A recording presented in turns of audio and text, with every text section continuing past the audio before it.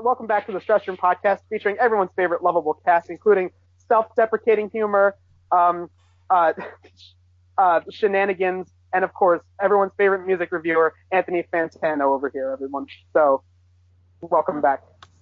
How do you not know Anthony Fantano? I don't know. The needle drop on guy. YouTube, looking at no talent ass clowns. Don't call him that. He's a good reviewer. He knows his shit. Way to go. What the fuck? What a lovely start. That's a great start. Should we start over? No, keep going. Okay. Just keep going. Screw it. All right. Well, just put the needle on the record. Patrick says he does not know who Anthony Fantana is. Let's move on. Okay, so we saw movies. Patrick saw a concert. I guess I'm going first. So I was going to talk about Coco, but I don't want to spoil that for Patrick. So Daddy's Home 2, I saw that. And, okay, my overall thoughts on the first movie is I liked it. It was a fine movie. It was nothing great, but it wasn't the worst thing like some people probably painted out to be. It's just fine. It's the simple premise of Will Ferrell is the stepdad of a couple of kind of obnoxious kids, and their real dad is Marky Mark, who walked out on them years ago, but he's the cool, hip dad that does all the fun things, like things that aren't kind of possible, like, I don't know, building an amazing high-tech skate ramp in the backyard, and a tree house, and a zip line and everything. But then it becomes a battle of the daddies, and it's up to Will Ferrell to try and one-up, and then it just becomes a comedy like that. It's pretty good for the most part, and it has Patrick's favorite guy, John Cena, at the very end. Yeah, for like 5 seconds. Yeah, well, don't worry, he has a bigger role in this movie. And by that I mean bigger role. He's in the last half hour of the movie, so kind of bigger. Technically, yes. So it wasn't wrong. Okay, so I remember seeing the trailer for this. When did I first see the trailer? Oh, I saw this. The first trailer I saw this was at the Ninjago movie, and when I saw that, okay, the two people playing the dads in this movie are let's see, John Lithgow plays Will Ferrell's dad, and the guy playing Marky Mark's dad is Mel Gibson. And my immediate reaction was, oh, hell no. But here's the thing. Mel Gibson, actually kind of charming in this movie. He actually has a lot of charm to him in this. I mean, he's basically playing himself. He's basically playing the wannabe rock star, kind of guy. He's a smart ass. He has a foul mouth. And, the kids love that kind of, like, asshole, I don't even know, granddad. Like, at one point he's even like, oh, like, I'm just grandpa, while, John Lithgow is the cool, fun guy that gets hugs and all that. And then, like, he's like, well, don't worry, kids. From now on, you can call me, like, I forget what the name was. It was, like, Spanish. It was, like, call me El Pacho or something. Or Padre. That's what it was. He's like, call me Padre, kid. And, yeah. So that's basically the joke of the movie, is that Marky Mark has a hard-ass dad who was never there for him and was always getting tons of chicks. And, their mom, I forget what they said about Marky Mark's mom in the movie. I forget if they said that I think she just up and left. But, yeah, that's Mel Gibson. Well, one of Mel Gibson's main character problems is that he's a total asshole, and he keeps trying to do this, like, oh, this guy is cramping your style. This Will Ferrell guy, he's coming in on your kids. You're just a doormat now. He's making you soft. And, like, the overall message with that is that, it's that Mel Gibson is trying to make Marky Mark something he's not. He's trying to make him into him, which is something he'll never be. He can't be like him.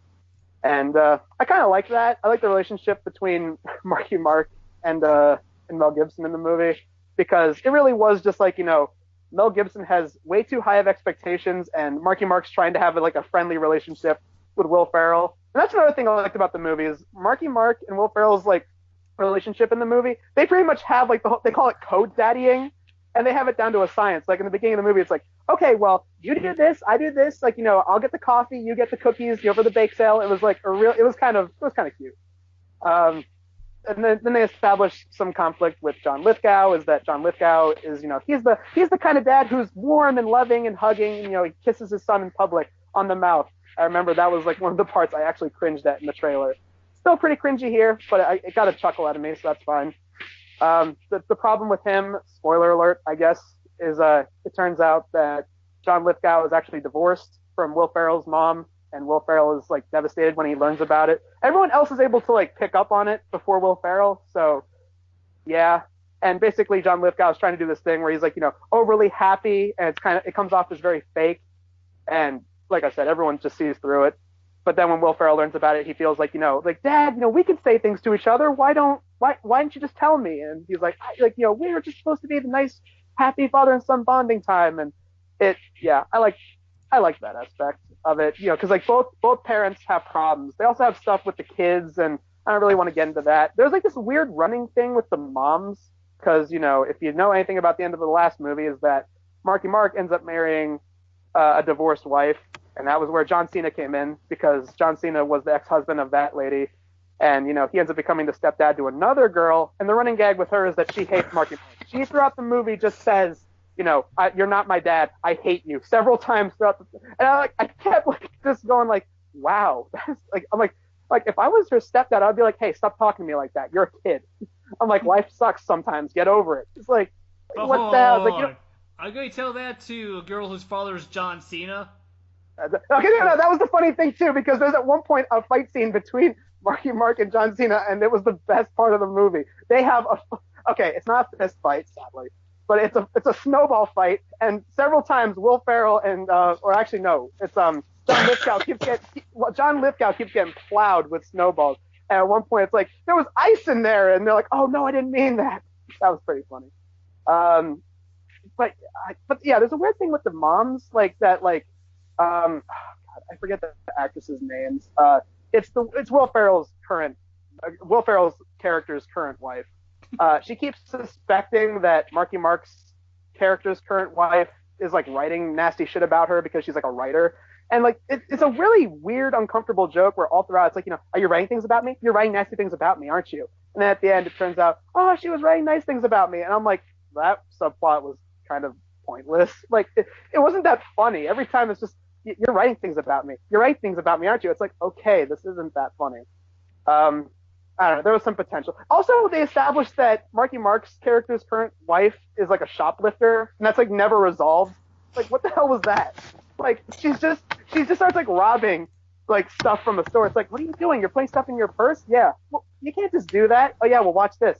Hey, officer, because there's like a mall security guard, and he like looks over, and it's like, excuse me, ma'am, are you bothering this woman? And the woman that's shoplifting is like, no, she's fine. Oh, okay, ma'am, and like winks at the lady stealing, and I'm like, so since she's attractive, she's allowed to shoplift. Okay, that's the message I got out of it. All right, I guess. The sad thing is that there's probably people out there that can get away with that, so what the hell? I'm trying to think about stuff I didn't like. Honestly, I like this one a lot more than the first one, to be honest. And Patrick, since you like the first one, Patrick, what do you have to say to that? I'm surprised, but yeah, I'll probably catch it somehow.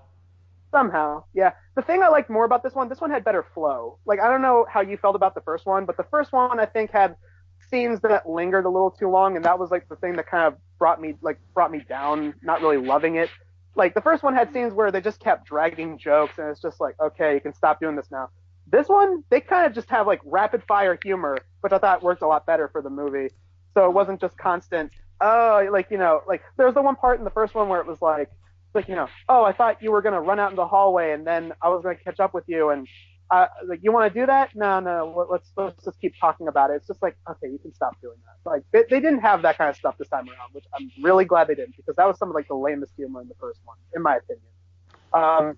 But this one had better structure. This one, I think, had better humor. There's lots of twists. John Cena is awesome. John Cena sings in the movie, by the way, so that's amazing. And Marky Mark also sings. Actually, everybody sings at the end. There's like a huge scene where like everyone's pissed at each other at the end, basically. And they're trying to drive home on Christmas Day, but there's a huge blizzard, so they're like, well, where are we supposed to go? Hey, we can go to this movie theater. There's still power there. And they watch an in-movie movie called, I forget if it was like Tow Truck or Tow Trucker, starring Liam Neeson, about a dad who's trying to get home on Christmas while taking out terrorists, also while trying to fix his tow truck. So and it was like Die Hard with a tow truck. Basically, yeah. And like you hear like in movie dialogue, and I don't know if it's really Liam Neeson or not. If the guy doing an impression, it sounds a lot like him. Yeah, But it's like you hear things. Okay, yeah, you gotta look it up. Yeah. Well, like so it's him. Wait, no. I said yes. I'm looking it up. Okay, sorry. But yeah, like there's it, like you can hear like dialogue that they're saying in the movie while they're watching it, and it's just a bunch of like really corny stuff. It's like, Daddy, you made it. It's like, yeah, you're right, kids. I made it. I took out those gosh darn terrorists and stuff like that. And I was like, oh my god, I kind of want to see that as a real movie now. It was that amazing. I'm No Liam Neeson. okay. So it was a sound alike. I gotta say, it sounded a lot like Liam Neeson. So good on their part. They actually got a guy who sounds like him. Oh yeah, but then like everyone's still pissed at each other. Everyone still has their eternal conflict, and then eventually the power goes out temporarily in the movie theater, and then they go, wait, why are we doing this? Christmas is supposed to be about the time where we care about each other, and they have that kind of like Christmas togetherness speech, and then everyone starts singing, and that includes Will Ferrell, that includes Marky Mark, and that includes John Cena. And as soon as John Cena started singing, I just like a little tear went out the corner of my eye, and I just went, it's a Christmas miracle. Beautiful. Jan, what are you And then, doing? yeah, what the fuck? What was that? What am I doing? I heard a loud sound. Not loud by me. Okay. Well, all I guess right. you were doing it. I have no idea. But anyway, I'm trying to. Oh yeah, and they also established that Will Ferrell now has a stepdad. I'm not going to spoil that because that was actually a genuine surprise. So I'm not going to spoil that. Okay. I did. One more joke that I thought was funny is like at the end, everyone's going to the airport to say goodbye. Mel Gibson just tags along with John Lithgow. He's like, hey man, you and me, Las Vegas. He's like, you don't need a dating site for elderly people. You need a wingman. So we're going to Las Vegas. I'm like, oh my god, I kind of want to see that as a movie too. I don't know why. It sounds charming. Mel Gibson and John Lithgow in Las Vegas, two old guys trying to get women. It sounds kind of funny. So, But, hold on. I have one very important question. Yeah. When everybody sings, does Mark Wahlberg start rapping Good Vibrations? Sadly, no, he does not. Oh. I know, that bummed me out too. I'm like, come on, Good Vibration. Does John Cena at least rap his theme music? Sadly, no, too. Damn it. Damn it. Come on, we all wanted to hear my time is now. One more thing really quick. I want to talk about the trailers because like these were all relatively new to me. Let's see. There was Pitch Perfect 3. Not a fan of not a fan of the Pitch Perfect series, so absolutely not. Yeah, I haven't seen any of the Pitch Perfect movies, and Pitch Perfect 3 makes me want to kill them all, including my Exactly. beloved Yeah. Anna Kendrick. Oh God, you and me both, brother. Sherlock Gnomes. Now Oh god. I put like quotation marks around it. I thought the first Romeo and Juliet was fine. That was 2011. This is like going to be 2018. Why is there another Romeo and Juliet movie? Who asked for this? Wait a minute, is it actually a sequel? Yeah. Characters are back and everything. Huh. But oh god, and the puns are just so bad. Oh god, like the no shit Sherlock pun. Yeah, I'm like, yeah. dude. We need a boat. No ship, Sherlock. I was like, I rolled my eyes so hard, my eyes almost came out my skull. No, I was I'm like, shocked that there's puns that Shannon is hating. No, there's also what the fertilizer? Fuck you, movie. Fuck you.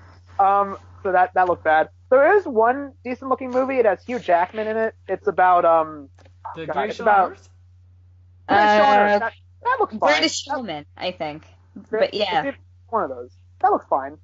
Yeah, Always it's like basically, P.T. Barnum talking about like, Yeah. I'm going to invent the circus with I'm song. gonna invent- Exactly. Like it actually looked entertaining out of all the trailers. it's There's two- basically the creation of the Barnum and Bailey Circus, pretty Yeah. much. That It's looked a like it musical had for charm some to it. reason. He's Yep. trying to cash in the Les Miserables. Yeah, I think he lost a few after that. Yeah. Well, I get he's Logan got back. yeah. In my eyes, looks a lot better than movie 43. But then again, almost anything is better than movie 43. So yeah. Let's see. There were two more trailers. There was oh God, what's that movie with Matt Damon? It's it's about him shrinking. What is that called? Downsizing? Downsizing. That was the Oh, first okay. time I saw that trailer. I was like, what the hell is this? Yeah, apparently I heard it sucks. Yeah, it doesn't look that like. Is it a comedy? Is it a drama? Like, I don't know. It doesn't look like it can make up its mind. And the pun of the title is just not funny. And let's see. Lastly, oh yeah, father figures. Okay, now I just want to say this: Owen Wilson can be funny. Ed Helms can be funny. The overall premise to this is basically Ed Helms and Owen Wilson are brothers, despite the fact they look nothing alike. Figure that one out. So, how can they? They kind of sort of look a little bit alike. Yeah. If you squint and tilt your head sideways and look away 50 feet, yeah, they totally look come like on! that. What? It's not like they're saying like one of them is black or one of them is Danny DeVito. Oh man, I was That's about to make a twins joke. I was like, I was about to say Arnold Schwarzenegger and Danny DeVito make more sense as twins. And by the way, who wants to see a twins remake with Shaq and Kevin Hart? I would actually want to see that. Maybe I'm alone on that. But anyway. Well, yes and no. Yes and no. Can't decide. I guess they probably could, work. It's just that I'm so used to, Schwarzenegger and DeVito. Yeah, I think we all know that after Steel, Shaq is no Schwarzenegger. Yeah. Well, that goes without saying. I mean, how can you go from Terminator to Kazam? You just can't. And okay, but yeah, father figures. Oh God, it's about Ed Helms and Owen Wilson. They're brothers, and their mom. They live with their mom, I think, or they have a very tight relationship with their mom, and they don't know who their dad is. But they nail down 5 different people that they could possibly have been the sons of, and they basically go to all these different guys. It's basically a road trip comedy. I don't know. I think I made a Media Wiz rant about road trip comedies. I'm kind of sick of them. They're all basically the same thing. It's, look, 2 bumbling doofuses going on the road and wacky shenanigans happen. I will say this. The best thing about the trailer is we get good old Cat Williams again. And I love Cat Williams to death. I love that guy's stand-up. That guy is like the closest thing to a second Chappelle in my eyes. And I will say, there was a really funny line about Spider-Man in the trailer that he says, I'm not going to spoil it, look up the trailer just for that one joke. But honestly, this one I didn't buy either. This one just, I don't know, something about Ed Helms and Owen Wilson, I don't really see them having a lot of chemistry together. Even in the trailer, I was like, these guys are brothers and they feel like they're not related.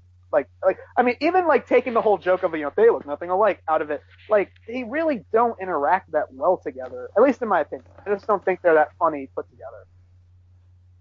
But maybe it's the script. Like maybe the script for the trailer just wasn't that funny in my eyes. I'm going to predict who's going to be the father figure. What? All of them at the same time. Yeah, gross. Okay, if Maury Povich is not in the movie whatsoever, I'm going to be very disappointed. You are not the father. That would be great if Maury Povich was in the movie. That would be awesome. But anyway, yeah, those are the trailers. The audience themselves, when I went to see Daddy's Home, they were fine. There was a guy behind me who was laughing all the same times I was laughing, and I loved it. So, God bless that guy. Maybe your laugh is just infectious. His laugh. Maybe. I mean, it was great. And then, like, when it was over, like, I do this occasionally to people who sit behind me or people who sit next to me. Like, when the movie's done and we're walking out, I'll be like, that was pretty good, or, well, that wasn't that good. And they'll, like, most of the time, they usually be like, yeah, like, they pretty much agree. So, I was like, that was a pretty good movie, right? He's like, oh, that was so funny. I was like, yeah, I thought so, too. So, God bless that guy. Yeah. But those are my thoughts on Daddy's Home 2. You guys have the floor. All right. I guess I'll volunteer to go next. I saw 3 movies in November. Well, late November. Justice League, Thor Ragnarok, and The Man Who Invented Christmas. Let's start, I guess, with Justice League. I personally liked it. Was it better than Wonder Woman? No. But is it better than Batman vs. Superman? Hell yeah. Man of Steel, better than Suicide Squad? Definitely better than Suicide Squad. I think Justice League, Man of Steel.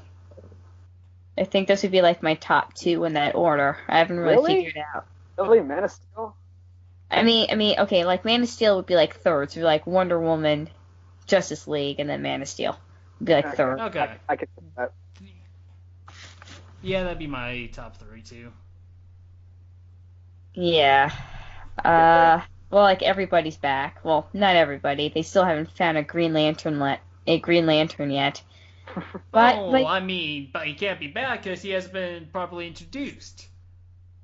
That's true. Although Justice League, you do see the Green Lanterns. Well, the Lanterns fighting. Mm-hmm.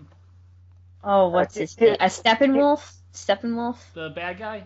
Yeah, Steppenwolf's the bad guy. So, like, you do see the Lanterns fighting with the Amazons and the humans, and the Atlanteans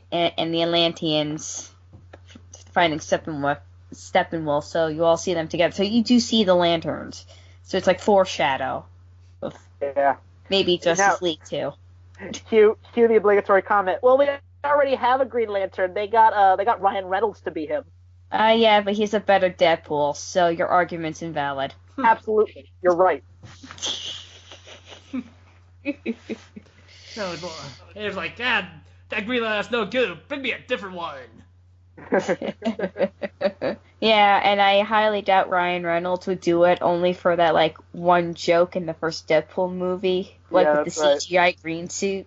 I don't work well in green. No CGI. Yeah, there you go. That's what it was. So you have Aquaman, you have Wonder Woman, you have Batman, you have the Flash. I can totally relate to the Flash with having, like, being socially awkward and having no friends. Oh, come on, you have us. Oh, no, like, I do have friends, but, like, I get socially awkward sometimes. Well, we're all like that. Okay, no. She may have us, but she doesn't have normal friends. I do have normal friends. Yeah, she does. I do actually have a life outside this podcast, believe it or not. And that's my who gimmick, else? having a life outside this podcast and being the reason why these keep being delayed. Yeah, that's true. That's true.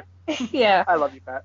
Yeah, Justice League turned into, like, a Frankenstein movie when they brought Superman back to life. And that was, like, I think my one disappointment, because they turned him good way too early. It would have been, like, really cool if they not only had to battle Steppenwolf, but like, Bizarro.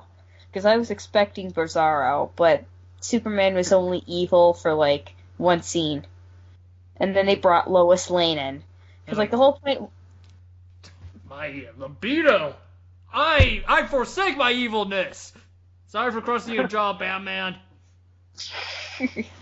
No, I say that, like, when Superman asked Batman if he bled, that was I was like, part oh, shit. of the movie. I was like, oh, shit. How does it feel now?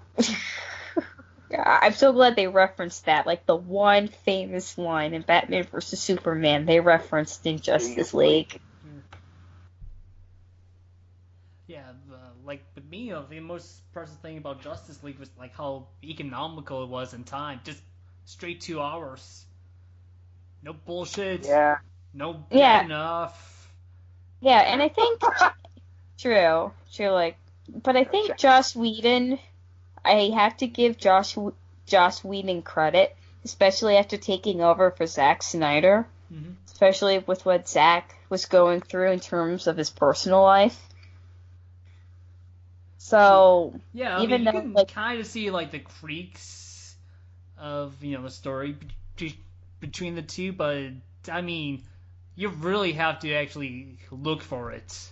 Yeah, I mean, I personally didn't notice. Like, I've watched the first Avengers film a bajillion times, so, like, you could see some of the humor in there. Like if you watch the first Avengers film and you watch Justice League, you could kind of pinpoint the humor in certain scenes. Like, there's this one scene where Aquaman is, like, giving his life story and telling everybody how wonderful they are, and, he doesn't want to die, but it turns out Wonder Woman had her lasso of truth around him. And she was like, oh. Yeah, it was like, very beautiful. God, very beautiful. Aquaman, look at your leg. Aquaman was like, jeez. I thought that was pretty cute. I think they all had nice chemistry around, like Cyborg and the Flash finally doing their little fist bump at the end. Okay, I have not seen this movie, and yet I still need to see it. But you sold me just by the fist bump. Well, I mean, don't expect like a big grandiose fist bump that with like a 360-degree camera spin and slow motion. Actually, I take that back. There was some slow motion, but it's just like a little background detail. Like, oh look, they're fist bumping, even though our attention is supposed to be on Superman and Batman. And Wonder Woman, because like your focus first is like Batman, Superman, like the top three. It's like when you watch, it's like you'd have to watch it again to notice. Just like look more to the left. Yeah. Yeah. It's basically like it literally turns Frankenstein because Cyborg and the Flash are literally digging out Superman's grave in Smallville. So it literally goes all Frankenstein. And even then, they even like Flash was like, God, this is weird and wrong. Cyborg's like, yep. Don't you feel this is wrong? Yep. Why are we using superpowers? Because it's wrong. Yeah. Yeah, and it's so weird to see J.K. Simmons as Commissioner Gordon. Because I keep thinking he's gonna ask for pictures of Spider-Man. Oh God. And I'm going, oh, wrong film. Yeah, So like he literally crossed over from like Marvel to DC. You say that like it's a big deal. Then again, I'm trying to think of other. Ryan Reynolds did. True. True. Yeah. But like I love how like Chris Evans stayed. Like I know I'll talk about Thor in a minute, but like Chris Evans was the Human Torch in the Fantastic Four films, and it was Captain America. So like at least he stayed with one comic book.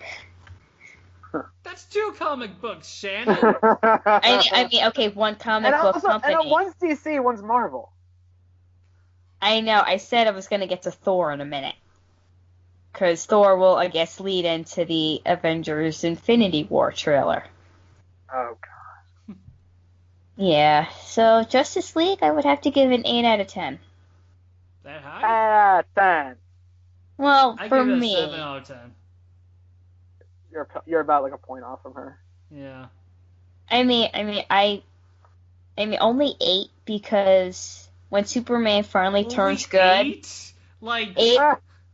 Okay, like 8's a horrible score. Well, I'm giving you. I like how you're talking. Poor Shannon. You're getting dogging on her, dude. I'm trying to make a point here. So like I can't give it 10 out of 10 because it wasn't totally perfect, but I don't want to give it like a lower score either because it was a pretty decent film given the circumstances of making it. So like one of my favorite scenes, like I haven't been excited to see Superman on screen since Christopher Reeve. And like spoilers, but I gave spoilers, so who cares? Like when Superman finally turns good and joins the fight scene at the end, he goes, I do like truth, but I also believe in justice, and he starts beating the shit out of Steppenwolf. It was like the great. You know what? I'm gonna try this living thing again. Oh, No, actually, like one of the probably like the funniest. I take that. Yeah, actually, at least like one of the funniest jokes in the movie where like both like Cyborg and Superman team up. Yeah. And it's like, yeah, come on, I've been dead before. It's not that bad. And after that, I was like, you know what? I'd rather be dead. This is painful. Or whatever it was. One cute scene though is like the Flash and Superman, where like Superman turns to the Flash and it's a slowpoke and flashback and the Flash goes, "Oh, you're on." So that was pretty cute. So Yeah, it was definitely a decent film. So now hopping over to the Marvel side of things, Thor Ragnarok. Pretty good. Not the greatest Marvel film. I didn't walk out of there excited like I did for Avengers. But it was a pretty nice setup after Guardians of the Galaxy 2.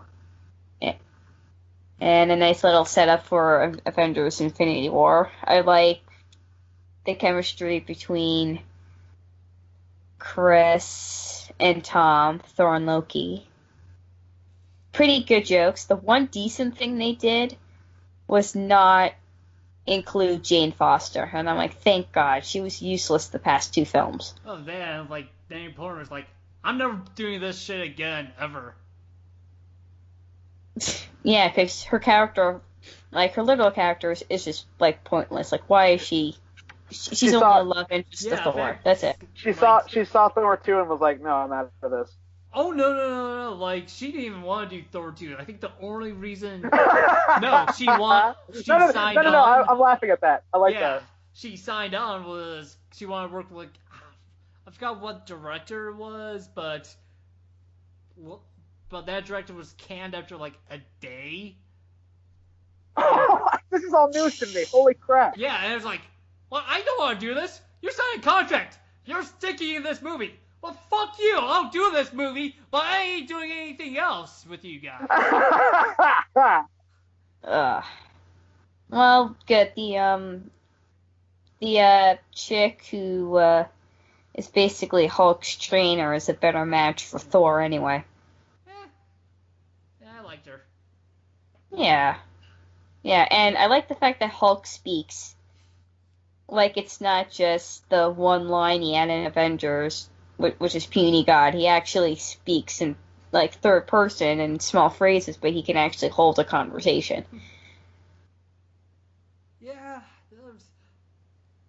well, it's one of those things where, like, yeah, it was funny. I was entertained by it, but it's also, like, this is, like, my least favorite of the Thor movies, and this is, like, lower tier Marvel. Really? Yeah. Even more than part 2? I like part 2. Wow. Part 2 is sort of like interesting because, like when I was writing up my quote unquote review, I like mentioned that equate like the Marvel Cinematic Universe to like the WWE like big events. Like I always equate Avengers to WrestleMania for various obvious reasons. Well, that makes sense. Yeah. Yeah, I equate Captain America to SummerSlam because it's like the bridge between WrestleManias. But I also equate Thor to the Royal Rumble because that actually influences, WrestleMania. And that launches in the direction. And basically, like, with Thor 2, it was like, jokes. And what happened, like, the following Marvel movies? Jokes. Jokes up the ass. Jokes up the ass like a monkey throwing its poop.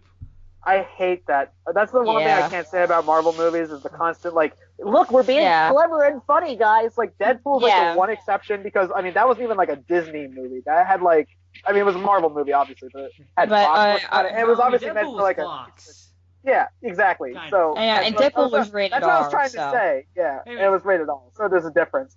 But I mean, like, every Marvel movie, I mean, that's one of the things, like, I don't hate Joss Whedon. I also don't like him that much. And my biggest reason is, I don't know if you guys heard about this, but it was like a long time ago. He said something about Temple of Doom isn't that good an indie movie because they had like a lot of like cutesy humor in it. I'm like, motherfucker, that's what you do in your movies. I'm like, how are you different? I think this one of one of the downfalls for like this Thor film in particular because it was nothing but jokes. Okay. It was like jokes. Yeah, I mean, one scene of action, jokes. I mean, here's the thing. Like, Thor Ragnarok, I noticed that it's just, like, kind of internally gives up, like, well, fuck this shit, nothing matters, so let's have fun. And now I worry for, like, the 2018 slate of Marvel movies, they're all going to be like, oh, fuck this shit, nothing matters, so let's have fun. Yeah. Not necessarily a bad thing, but you need to balance out the drama with the humor. And what was weird is like all the the soundtrack to the film because like Thor 1 and 2 were like our big orchestra. Like Alvin Silvestri, I think, is back for Avengers Infinity War because he heard the Avengers theme from the first film. So like there's a lot of synthesizers in Thor Ragnarok mixed Okay. in with a little orchestra. So it was very weird. Yeah, and I Led liked Zeppelin, it. Yeah, oh infamous yeah. song. Oh yeah. Oh god, that was a fantastic song. Yeah. Oh my god. But yeah, it And can I think and it, the guy who directed the movie Thor Ragnarok, I forget. I know, I see his name, I just can't say it. TK Wakiti, something like that. You laugh, but that's No, I feel you.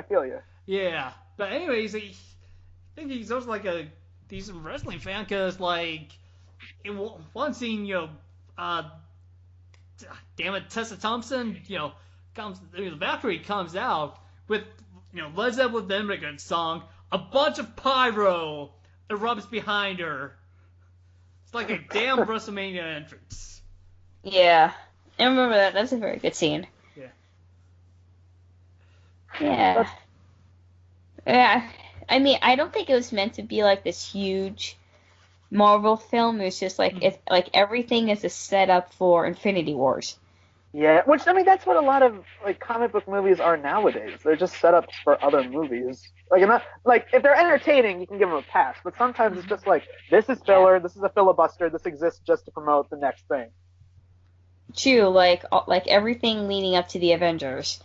Like you had Iron Man, it was basically the start of it, and then you had like Samuel L. Jackson, Nick Fury, saying, "I want to talk to you about the Avengers Initiative." So everything led up to 2012, and now everything from 2012 onward is leading up to May of 2018, which I think Avengers Infinity War, the part 1 is going to be out.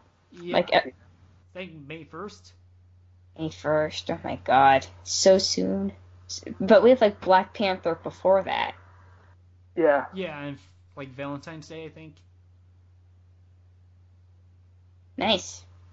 That's good. All right, In February, but yeah, Valentine's Day kind of makes like the most sense.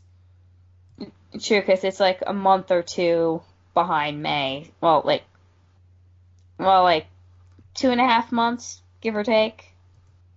So like you have this nice little gap between Black Panther and Infinity Wars Part 1.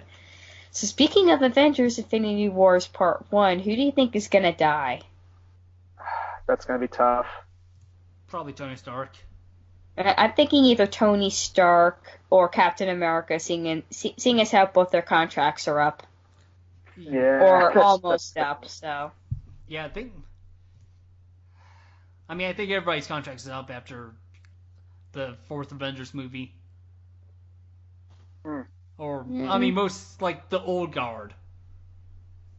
Yeah, so like Scarlett Johansson and Jeremy Renner and probably Mark Ruffalo. Probably those guys. So like everybody from like Scarlet Witch to like Black Panther to like Vision maybe would be like the new guard. Mm-hmm. Yep. And like isn't me or does like Vision look more human? Like if you watch the Infinity Wars trailer, he's less CGI and more human looking.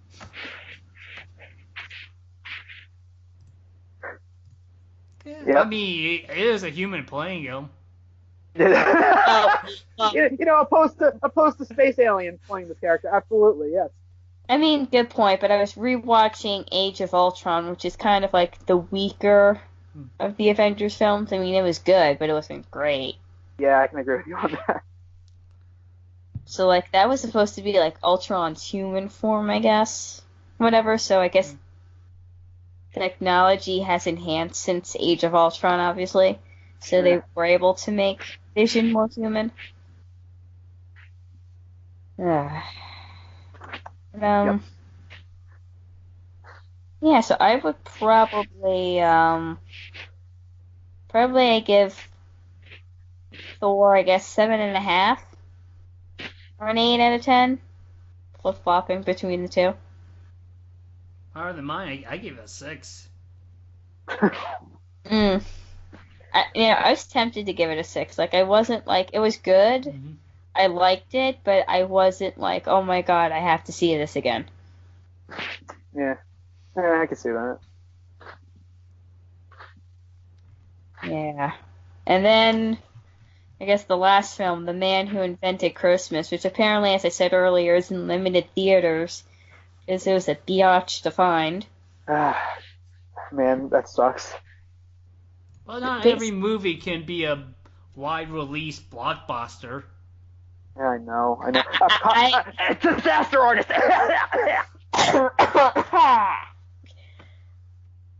So, so basically, it's all about Charles Dickens creating A Christmas Carol. And like, if you see on my channel, I did like, I think my top 10 favorite A Christmas Carol adaptations, and I think I've said like A Christmas Carol is one of my favorite stories. So I was really excited to not only see this, but the fact that Dan Stevens plays my favorite author, and he played the Beast in one of my favorite Disney movies in the live action version. So I was kind of really excited. And a lot of like some of it was true. Like Charles Dickens was low of money, and he created A Christmas Carol in like a couple of months before Christmas. So the short time limit he had, he actually did. I don't think there was a maid in there that like I guess inspired him to let Tiny Tim live. I don't think that was actually part of it, but Hollywood makes up its own stories. But now I really want to see A Christmas Carol adaptation with Christopher Plummer. No, he was a dead-on good Scrooge. Yeah, He really man. was. And like I felt bad for my mom because like my mom, Nana, and I saw it, and I was sitting next to my mom, and every time that they made like every time they quoted the book, I would jab my mom's arm. Like a lot of like because Well, like like, Charles. they forgot a word in that sentence, No. or they forgot the comma. Like They forgot a comma. Oh my god. no, I mean they would actually like Charles would walk around and get inspiration.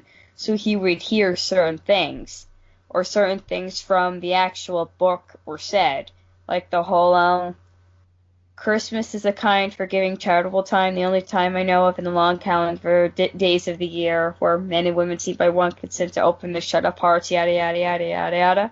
That was in the movie, so a lot of the lines, like for the script, were quotes taken from the book. So it was a bunch of like references. So it wasn't like anything was missing. It was just a lot of stuff that was in there. Which is actually kind of cool. So and I'd probably give that a 9 out of 10. I haven't seen it, so I can give it like a counterpoint. But did they at least like try so like somebody try to invent Christmas with science and beakers? Mm, not no, but that would have been kind of cool. Mommy, where does Christmas come from? Well, you see, son, you have the talk.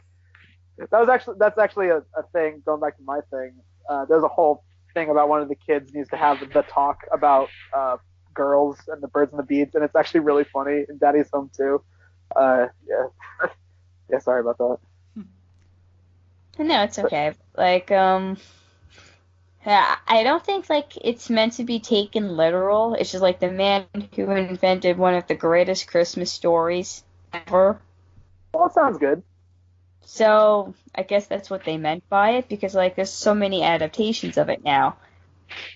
Yeah. There's like All American Christmas Carol. Stevie, I think I told you about that. One of Yeah, the you told me worst. about that one. Oh God. There's Muppet Yeah, Christmas Carol. Muppet Christmas Carol, Disney's A Christmas Carol. There's a Christmas Carol with George C. Scott, Patrick Stewart Yeah. was in one. You have like Diva's A Christmas Carol. Like you have all these like these modern day Hallmark adaptations. So it's a pretty well known story. Mhm.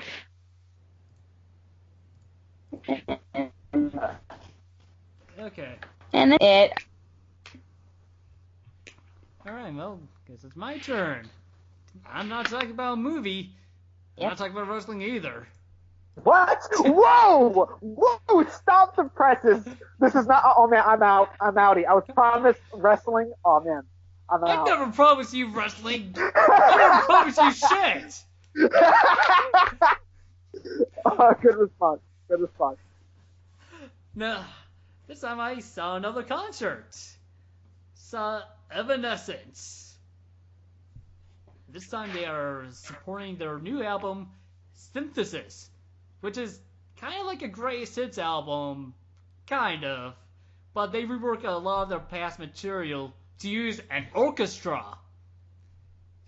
So that is the tour's main gimmick, that they're touring like opera houses and places that have orchestras in them. And basically, Well, it definitely sounds good. yeah, I mean, it's obviously not the greatest concert I've been to. Doesn't come close to the U2 one. Or it wasn't as wacky as the Corey Feldman concert. But I liked it better than the Killswitch Engage concert I went to. And this is like the quietest concert, relatively speaking. Because, U2 and Corey, I felt deafened. With Killswitch Engage, my ears were ringing for like the next day and a half. Anyways, so the venue was what we called the Palladium, which was like a good half-hour drive. And basically my whole bill was, I'm going to get these fancy tickets to meet Evanescence. I bought the fanciest tickets I got, which wasn't. It was just good seats. I didn't meet the band. Aw, man. How far were you from the back? Oh no! When I say good seats, I was like fifth row. Okay, that's still good. Wow. That's better than when I went to go see Robbie Krieger of the Doors. I was like near the back. Yeah. But good on you, man. That's good. Yeah. But anyways, I explored the venue. I ate quote unquote their cafe food. It's not very good. And then it was, time for the concerts, and there is no proper opening acts. So, except the orchestra. So I know, So was it good? when I was talking about like the U2 concerts, Sam made a joke about like people in the back getting those opera glasses. And this probably would be an apt place for opera glasses.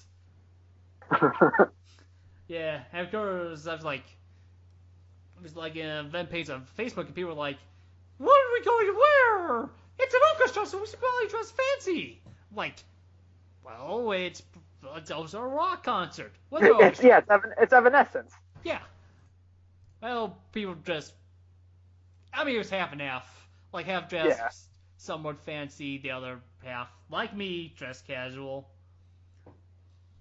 And I was like, I'm in this ratty ass t-shirt. I got really loose jeans. I probably should have dressed up a little bit. Got your best suit. Yeah. Great three-piece suit. Okay. So anyways, first the orchestra opens. It's like a quick half-hour set. They play, fancy things like Moonlight Sonata from Beethoven. Yes, I love that Vande song. from Gabriel Ferrari, whatever. Adagio Cantabile, another Beethoven cover. La Strada from Nino Rota. I think it's from the movie of the same name. Lacrimosa from Mozart. And Sally's song from Nightmare Before Christmas. Damn, really? Nice. Yep. I mean, this Nice. is what setlist.fm is telling me. Okay. All Yeah. right. So, anyways, break time for like 10, 15 minutes, maybe 20. But then everybody comes back, and Amy Lee comes back. It's like, oh my God, it's Amy Lee! Ah! Yeah, I mean, let's face it. I had like the hugest crush on her when, they first started off with like "Bring Me to Life," because like I first heard that song during the TV spots for Daredevil with Ben Affleck, Huh. who also made the jump in a Marvel movie and a DC movie. Shannon. Anyways, but back on topic, when I heard that song, I was like, man, that chick has a really, really hot voice. And I saw that video, and I was like, man, she's really, really hot. And of course, Yeah. Can't deny that. yeah, then, Bring Me to Life is actually, like, a really good song. And, Bring Back to Life. That's Wake Me. That's the one that goes Wake Me Up, me right? up! Wake me up! Wake me up I can't inside! wake up! Hold on. Wake me up inside! Save Save me! me! Save Call me my from the name and save me from danger! Okay. It's just to give a casual screaming match. Yeah, but they actually did rework Bring Me to Life for that album for Synthesis, and they took out the male vocals. Huh. Yeah, and it throws me off. It's like, yeah, it's time for me to sing along. And then there's like, well, I guess you don't need that for the chorus, but the bridge, where it's like the conversation between Paul McCartney and Amy Lee. It's like, caught in the dark, but you would never follow me. I've been sleeping 1,000 years, it seems. Can't open my eyes to everything. Without a voice, without a soul, without a thought. Don't let me die here. There must be something more. No, they took out the male vocals in that too. Oh, come Oh on. man. Yeah. But anyways, they played the entire album, apparently not in order, but they played every track. And I mean, I do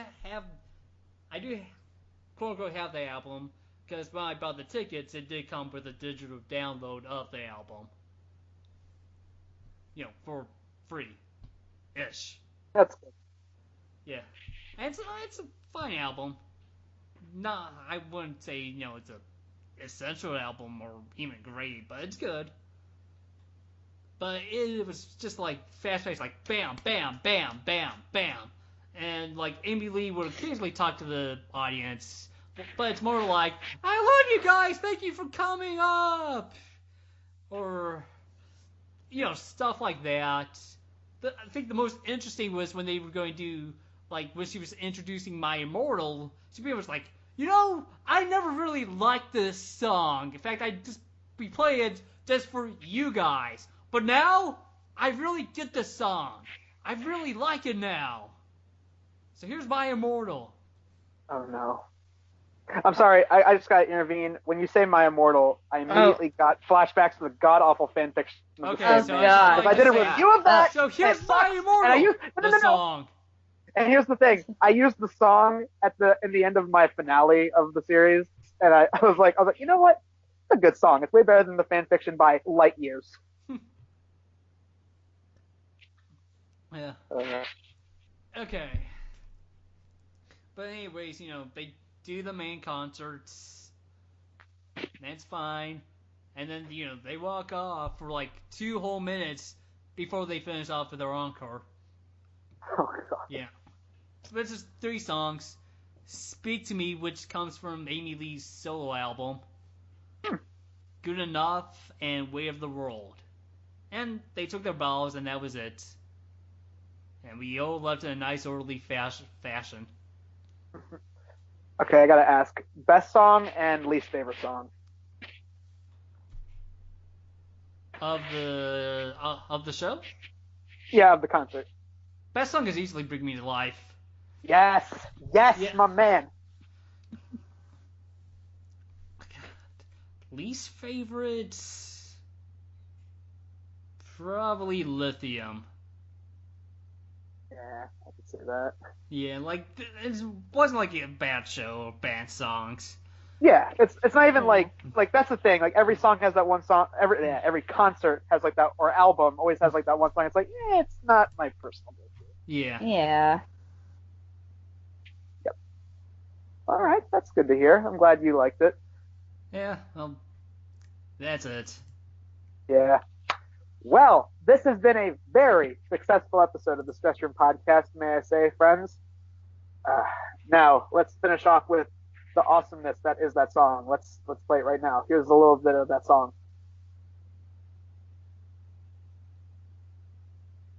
What song? Supposed to be hearing something? Yeah. Sorry. Silence.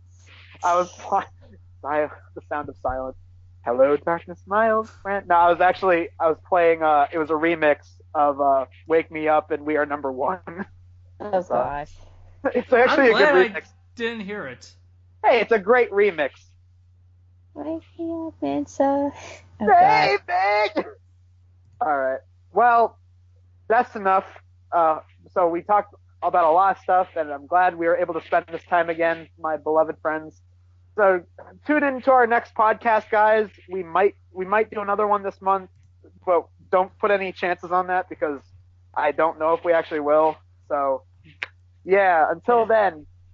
Hey, hopefully I won't get sick like I did during like the last time we were supposed to record. Okay, bud. Yeah. Yeah. Yeah, and I'm still trying to get over from being sick, so hopefully I'll be better soon and talk more. Well, until then, dear viewers, we love you all, and don't forget to check out the other episodes of Stress Room that we have on this Shannon's channel. So, see you then, guys. Bye. Bye. Bye.